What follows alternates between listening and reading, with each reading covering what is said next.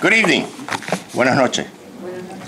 Bienvenidos al Instituto Cubano-Americano, the Cuban and Cuban-American Institute. I'm Andy Gómez. I'm Assistant Provost at the University of Miami and Senior Fellow here at the Institute. I particularly want to extend a special welcome to those of you that are here for the first time. How many UM students are here? UM students? None? No engineering students? They're up front. They're up front reading people. I thought they were supposed to be in finals.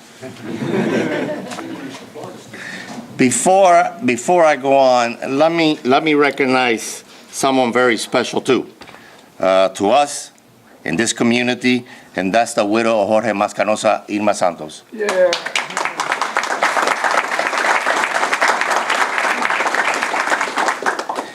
You know, in 50 plus years, I don't know how many books have been written, how many papers have been written about transition in Cuba. And most of the time, what do they concentrate on? The politics of the economics. Two areas that have been forgotten. One of them I discovered when I left Cuba when I was 6 years old. And I went back in the year 2000. They let me in by mistake, I believe, because it was fascinating. But I learned in listening to young people like yourselves that their ideas, their languages was different than what we in the early exiles. So the area I've concentrated on is the psychological transformation of Cubans, particularly young Cubans on the island. I was interviewing a young lady that arrived from Cuba not too long ago, this afternoon, for 2 hours.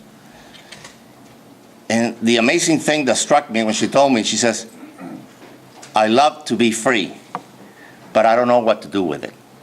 Think about that. I love to be free, but I don't know what to do with it. The other area, of course, is what you have done, and my two colleagues that have been recognized already, Helena and Manuel, that have worked diligently in putting the whole thing together. And that is the infrastructure of the island.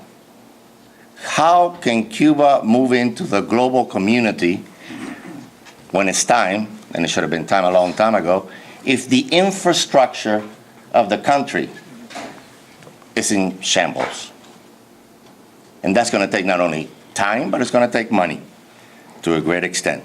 And we're going to find out tonight what are some of these areas that our colleagues that will be presenting will let us know.